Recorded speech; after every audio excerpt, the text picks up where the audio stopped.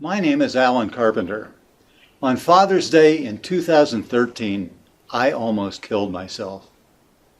Not intentionally, mind you, but as a result of a bad decision I made while hiking the Pacific Crest Trail in California.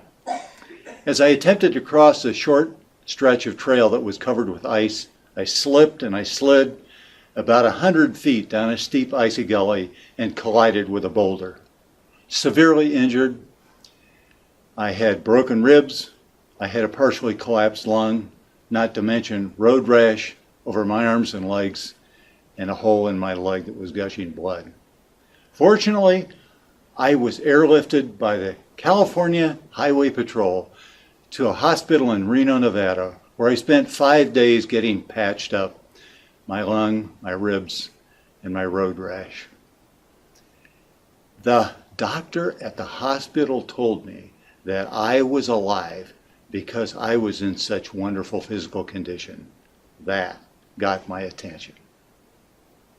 I'd never been injured like that in my entire life. I realized I had taken my health for granted.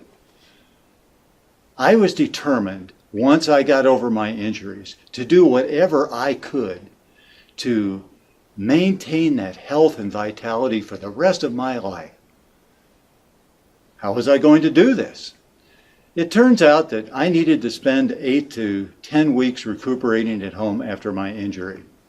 I decided to use that time to learn everything I could about aging and maintaining my physical fitness and mental function over time, such that I could continue to lead the life I wanted. I read books and scientific articles galore. I learned that science shows and medical practice shows that the single best thing I can do to maintain my health and happiness for the long term is physical exercise. My purpose today is to show you just how important physical exercise is, plus I'll give you 3 techniques that you can use starting today to set yourself up to exercise every day for the rest of your life.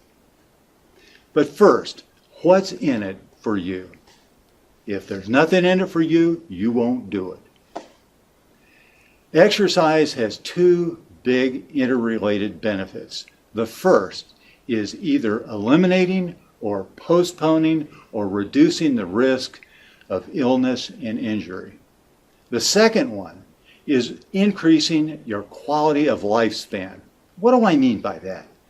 What I mean is increasing the number of years during your life when you have enough physical and mental function to live life the way you want to.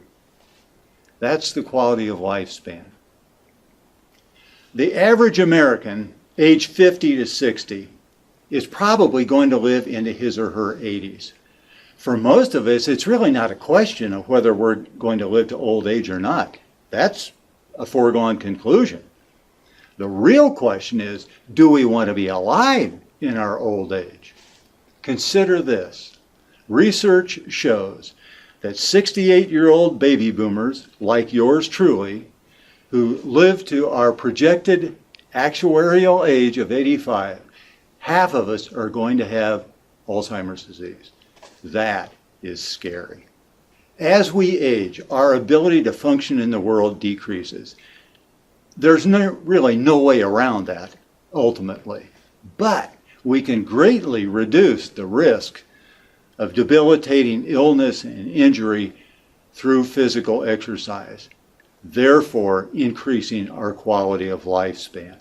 What do I propose that you do? First, commit to exercising every day for the rest of your life. Then, follow these 3 techniques to set yourself up for success. Here's the first one. Set a goal. It is imperative that you set a specific goal for your exercising. Second, recruit several friends to be your exercise buddies and make sure that they set goals for themselves.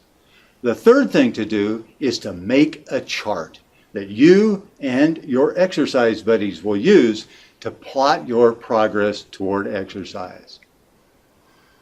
If you compare your chart with your buddies, you're going to, in a very nice way, motivate them to stay on track to exercise.